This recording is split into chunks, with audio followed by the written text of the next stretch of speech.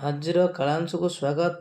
ଆଜି ଆମେ ତୃତୀୟ ଶ୍ରେଣୀ ଆମେ ଓ ଆମ ପରିବେଶ ବହିର ଆମ ଜାତୀୟ ସଂକେତ ବିଷୟର ଅଭ୍ୟାସ ପ୍ରଶ୍ନକୁ ଆଲୋଚନା କରିବା। ତେବେ ଆସ ପିଲାମାନେ ଏହାର ଉତ୍ତରକୁ ଆମେ ପଢ଼ିବା। 1 ନମ୍ବର ପ୍ରଶ୍ନ, ତୁମ ବିଦ୍ୟାଳୟରେ ପାଳିତ ହେଉଥିବା ଜାତୀୟ ପର୍ବର ନାମ ତଳ କୋଠରୀରେ ଲେଖ। ଏଠି କୋଠରୀ ଦିଆଯାଇଛି, ଏଠାରେ ଆମେ ଉତ୍ତରକୁ ଲେଖିବା। ଉତ୍ତର ହେଉଛି ସ୍ୱାଧୀନତା ଦିବସ, ଗଣତନ୍ତ୍ର ଦିବସ, ଗାନ୍ଧୀ ଜୟନ୍ତୀ। 2 ନମ୍ବର ପ୍ରଶ୍ନ, ତଳ କୋଠରୀ ପୂରଣ କର। ଏଠାରେ ଲେଖାଯାଇଛି ଜାତୀୟ ପତାକାର ରଙ୍ଗ ପ୍ରତୀକ। ଏଠାରେ ନାରଙ୍ଗୀ ରଙ୍ଗ ବୀରତ୍ୱର ପ୍ରତୀକ, ସେଭଳି ଧଳା ହେଉଛି ସତ୍ୟ, ଶାନ୍ତି, ପବିତ୍ରତାର ପ୍ରତୀକ। ସବୁଜ ସମୃଦ୍ଧି, ଶ୍ରମ, ବିଶ୍ୱାସର ପ୍ରତୀକ। 3 ନମ୍ବର ପ୍ରଶ୍ନ, କ ସ୍ତମ୍ଭ ସହିତ ଖ ସ୍ତମ୍ଭ ମିଳାଅ। ଏଠାରେ ଲେଖାଯାଇଛି କ ସ୍ତମ୍ଭରେ ଜାତୀୟ ପକ୍ଷୀ। ଜାତୀୟ ପକ୍ଷୀ କିଏ, ତାକୁ ଆମେ ଏଠାରେ ଯୋଡ଼ିବା। ଜାତୀୟ ପକ୍ଷୀ ହେଉଛି ମୟୂର, ତେଣୁ ମୟୂର ପାଖରେ ଆମେ ମୟୂରକୁ ଆମେ ଯୋଡ଼ିବା। ଜାତୀୟ ପକ୍ଷୀ ମୟୂର। ଜାତୀୟ ଫୁଲ କିଏ, ଜାତୀୟ ଫୁଲ ପଦ୍ମ, ତେଣୁ ପଦ୍ମ ପାଖରେ ଯୋଡ଼ିବା। ଜାତୀୟ ପଶୁ କିଏ, ଜାତୀୟ ପଶୁ ବାଘ, ବାଘ ସହିତ ଆମେ ଯୋଡ଼ିବା। ବର୍ତ୍ତମାନ ଆମେ 4 ନମ୍ବର ପ୍ରଶ୍ନର ଉତ୍ତରକୁ ଆଲୋଚନା କରିବା। ଉତ୍ତର ଲେଖ। ଏଠି କ ନମ୍ବର, ସତ୍ୟମେବ ଜୟତେର ଅର୍ଥ କ'ଣ?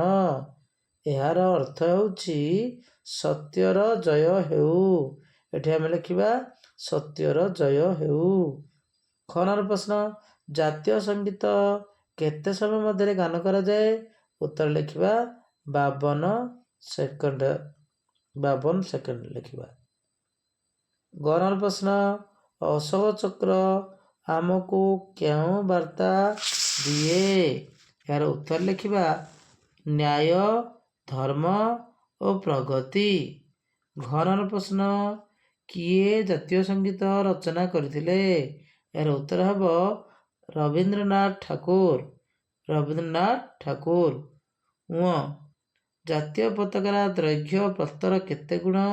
ଉତ୍ତର ହେବ 1.5 ଗୁଣ। ଚ ନମ୍ବର ପ୍ରଶ୍ନ, ଆମ ଜାତୀୟ ଫୁଲର ନାମ କ'ଣ? ଏହାର ଉତ୍ତର ହେବ ଆମ ଜାତୀୟ ଫୁଲର ନାମ ପଦ୍ମ ଫୁଲ ଅଟେ।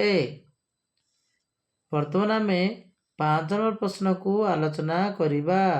ଗୋଟିଏ ବା ଦୁଇଟି ବାକ୍ୟରେ ଉତ୍ତର ଦିଅ। କ ନମ୍ବର ପ୍ରଶ୍ନ, କେଉଁମାନଙ୍କ ଗାଡ଼ିରେ ଜାତୀୟ ପତାକା ଲାଗିଥାଏ? ଏହାର ଉତ୍ତର ହେଉଛି ରାଷ୍ଟ୍ରପତି, ଉପରାଷ୍ଟ୍ରପତି, ରାଜ୍ୟପାଳ, ରାଷ୍ଟ୍ରଦୂତ, ପ୍ରଧାନମନ୍ତ୍ରୀ, ମୁଖ୍ୟମନ୍ତ୍ରୀ ଓ କ୍ୟାବିନେଟ୍ ମନ୍ତ୍ରୀଙ୍କ ଗାଡ଼ିରେ ଜାତୀୟ ପତାକା ଲାଗିଥାଏ। ଖ ନମ୍ବର ପ୍ରଶ୍ନ, ଜାତୀୟ ସଙ୍ଗୀତ ଗାଇବା ସମୟରେ ଆମ ମନରେ କି ଭାବ ଆସେ? ଏଠାରେ ଆମେ ଲେଖିବା ଜାତୀୟ ସଙ୍ଗୀତ ଗାଇଲେ ଆମ ଭିତରେ ଏକତା, ସଦ୍ଭାବ ଆସିଥାଏ। ଗ ନମ୍ବର ପ୍ରଶ୍ନ, କେଉଁ ସମୟରେ ଜାତୀୟ ପତାକାକୁ ଅର୍ଦ୍ଧନମିତ କରି ରଖାଯାଏ? ଏହାର ସଠିକ୍ ଉତ୍ତର ହେଉଛି ଜାତୀୟ ପତାକାକୁ କେବଳ ଶୋକ ଦିବସ ପାଳନ ଅବସରରେ ଅର୍ଦ୍ଧନମିତ କରି ଉଡ଼ାଯାଇଥାଏ। ପିଲାମାନେ, ଆଶା କରୁଛି ଏହି ଭିଡ଼ିଓଟି ଭଲ ଲାଗିଥିବ, ତେଣୁ ଏହାକୁ ଭଲ ଭାବରେ ଆମେ ଅଭ୍ୟାସ କରିବା, ପରୀକ୍ଷା ପାଇଁ ନିଜକୁ ପ୍ରସ୍ତୁତ କରିନେବା।